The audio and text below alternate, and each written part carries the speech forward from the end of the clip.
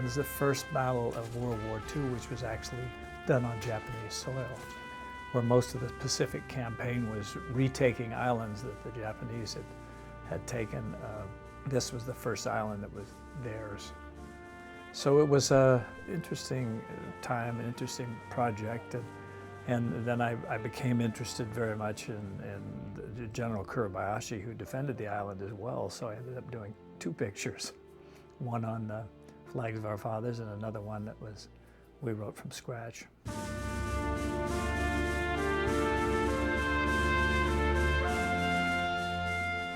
Well, we were researching Flags of Our Fathers and coming across a lot of material about sort of the defense of the island, and Clint came in one day and said that he had just spoken to Stephen, and he had this idea of maybe doing a companion piece, something that focused on the Japanese side of things, and that Stephen really liked the idea. And he said to me he thought maybe we could shoot it at the same time. If he gets here, if he almost leans out over it, and then that gets me to come down, and then your body comes over. It was fascinating, so I was just wondering who the tactician was on the other side, and what their mentality was, and what their feelings were. And Americans were sent into the South Pacific in the war knowing that they were, hoping that they were going to come back, knowing it was going to be tough sledding, but they were, everybody goes hoping you're going to come back. In the case of the Japanese, they were told they weren't coming back. So it's a different mentality. I'm not sure that's a mentality we would have been able to handle ourselves, but anyway, that's the way they approached it. So that made another movie out of it, a whole other story, which I didn't want to cross-collateralize with Flags, trying to tell 2 stories in the same movie, which has been done before, but it's very difficult to do successfully. So I just decided to make a whole other movie of it. Clint called me. I was writing Flags of Our Fathers for him. He called me and said, well, I think we should do this story from the other side. And I went, you're out of your mind. What's my response? He said, no, I think it'd be really good. And I've got this book of letters I heard about. We're going to get translated. And so he sent it to me, and it was a book of letters, very thin, written in Japanese. And it was from a general who was in charge of the island, but it was in the 30s, the 20s and the 30s. It had nothing to do with Iwo Jima. It was 15 years before Iwo Jima. But it really piqued Clint's interest. Okay, action. Everybody, action. But I didn't feel qualified to write the screenplay. I thought we needed to find a Japanese writer or a Japanese-American writer, ideally a Japanese writer. Couldn't find a Japanese writer that was in America and who spoke English. Found some good ones in Japan. It was a small budget movie. We couldn't go over there to find them, so I started looking for a Japanese-American writer, and I found Iris. My agency is the same as Paul's agency, and so my agent heard that they were looking for a writer and submitted my scripts, but we really didn't think that we had a chance because I hadn't had anything produced before this. But Paul he really liked the scripts that he read and called me in for a meeting. And I had already prepared a bunch of research on this, and I had some ideas for characters, and I presented them to Paul. And he just really responded to it, and he just thought that I was going in the right direction. And at the second meeting, he basically told me that I was hired.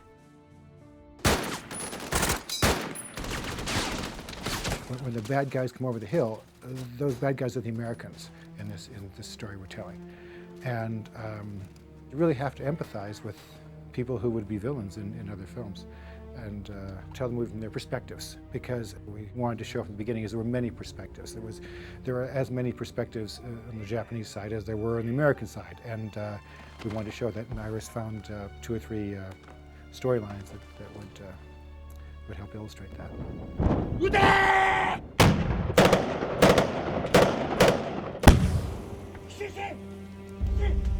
I wanted to make sure that I did all the research and to try to make it as authentic as possible and to draw from a lot of actual experiences. And then I just did a lot of research on personal accounts of soldiers. I couldn't find very many for Iwo Jima because there were not many survivors. I think I found a couple.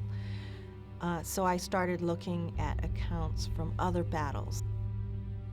We tried to do everything historically true as much as possible. Everything is told secondhand to us. Everything has been written by people who probably weren't there. Some of them were there, but stories told to them by people who were there, who see the war through different eyes. Some of them seeing it from having 60 years to cogitate on it. So you have to kind of go and have to develop your own image of it. He'll take 2 steps. Boom, boom, boom, boom. Hey, Pete, so everybody that area.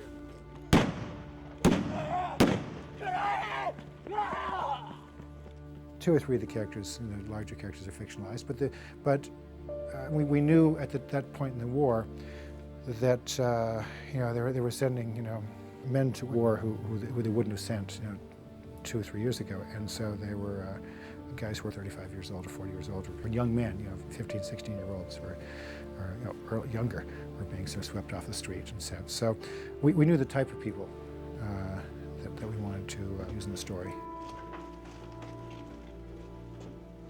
I was born in the U.S. I was born in Missouri, and I grew up in Hawaii. My parents are Japanese, so I'm a Nisei, and I did go to Japanese school when I was in elementary school, but I probably have maybe like a 3rd grade level of Japanese reading and writing ability. So I wrote the script completely in English, and they had a translator from the studio translated, and then I think Ken Watanabe had a couple of translators that he picked to also translate the script. He was very concerned about making sure that it was accurate for the time. この兵卒どもが非国民のごとき暴言を吐いておりました。そうか。Then he just gets up and he has to take a swing. So he gets up there and when he gets hit, then we'll cut to you, cut a shot, Boom, he falls down. Look. It was an interesting challenge to do a picture where you don't know what anybody's saying.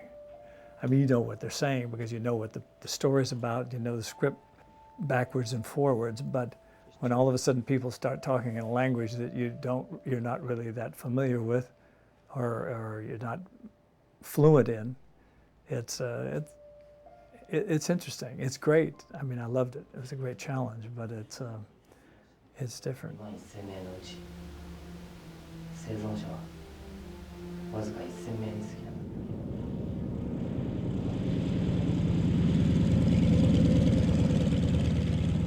Clint had worked with James Murakami before. He had been the art director on Unforgiven, and then when we worked on Space Cowboys, he also participated in the art direction on that as well.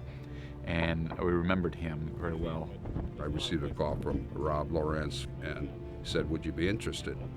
I said, "Well, what type of film is it?" And he said, "Well, it's a Japanese language film." So all of a sudden it perked me up. I said, "Well, maybe, I'd like to work on it." But I said, "You know what, following Bummy's footstep would be a big shoe to fill," so I kind of was hesitant about it. But Bummy came on, I was very happy, and we sat down and collaborated. Went to his house a few times, and that's where it started.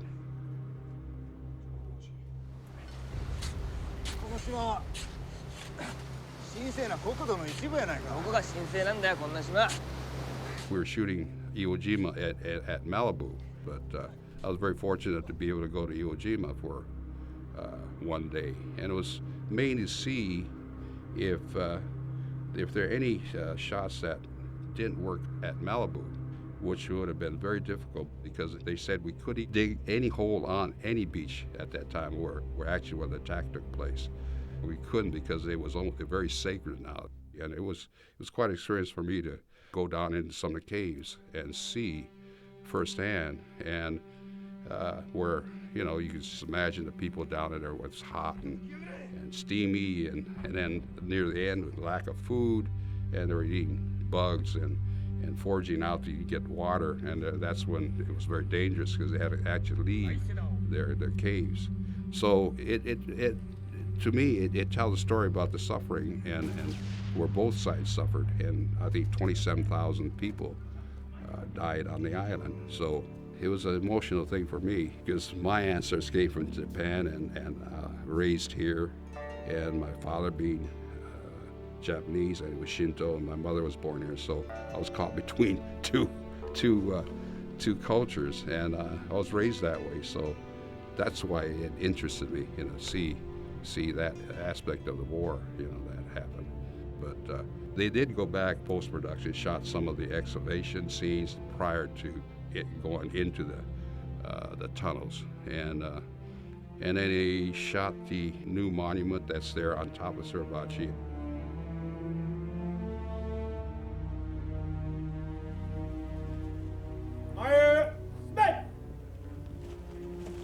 This was a research that I found in a Japanese magazine that I bought like almost 40 years ago, and I never even opened it up. And there was this photo that was sort of the start of our Motoyama village in Iwo Jima. So we started from this, and we started drawing the village, and then we had to take that village and convert it into the Tokyo suburbs, which was very difficult because we only had one day to convert it into the Tokyo. So it was almost impossible. So we ended up with this plan, which we would shoot into the T, which would be this way as Motoyama, and when we got into the Tokyo street, we would shoot from the upper part of the street. That way, all we had to do was revamp or take parts of the facade off, which already had Tokyo under it. So it worked out real well. Action! We had a lot of books that we used, Japanese uniform books that dated from 1931 to 1945. We looked at those. We had a lot of actual photographs that we had seen, things on the internet, things from collectors, military collectors. We tried to make it as accurate as possible. And, a lot of actors come to me, and this is the way they find their characters, sometimes through the clothes.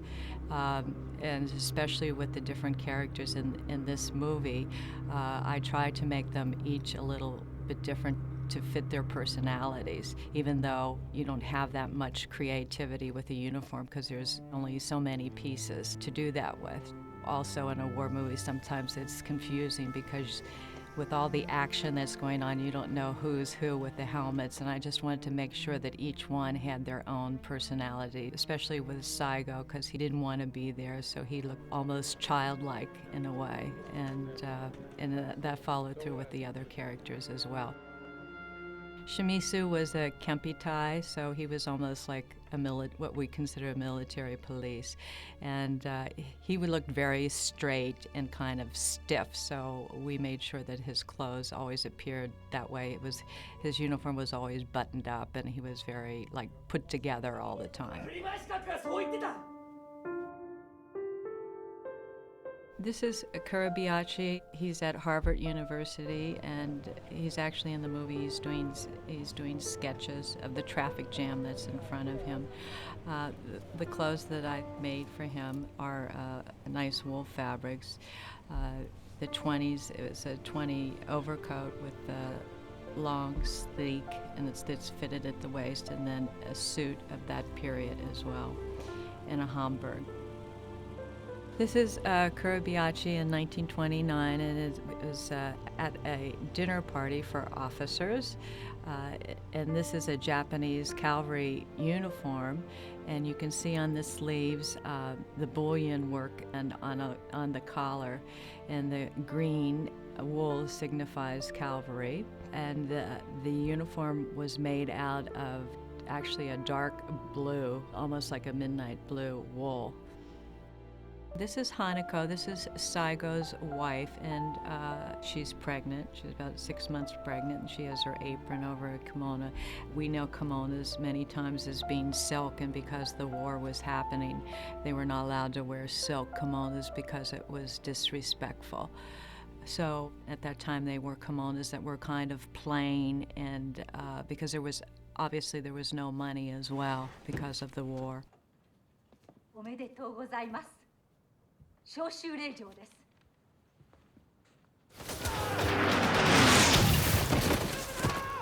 They were two films that actually, there's like a doppelganger kind of thing, and they reinforce each other. And to me, the experience is sort of most interesting when you see the two together, because it really gives you the totality of the event. And so it seemed that they should relate, in a sense, sort of harmonically. And so visually we did that palette-wise. And I came up with the idea that it was a noble journey to oblivion.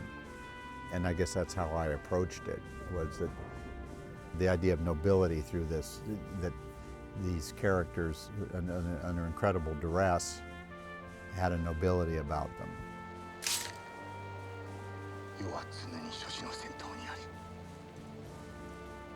I only read a script one time, and it's like a map.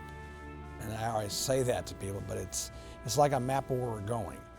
And as you take that trip, the actors do different things with the characters than it's written, the director's got a different idea. So you just take each scene that you edit, and you edit that scene to be the best it can be, and then you start formulating the picture by putting the scenes together. And I thought it was very similar to the editing of any film. Remember, I have a script in English, so I'm look at the script for the language of what he's saying, and I figured from that where I thought I wanted to make the edit across to maybe get a reaction to what they're saying, and so I tried to figure where they were saying that in the Japanese language.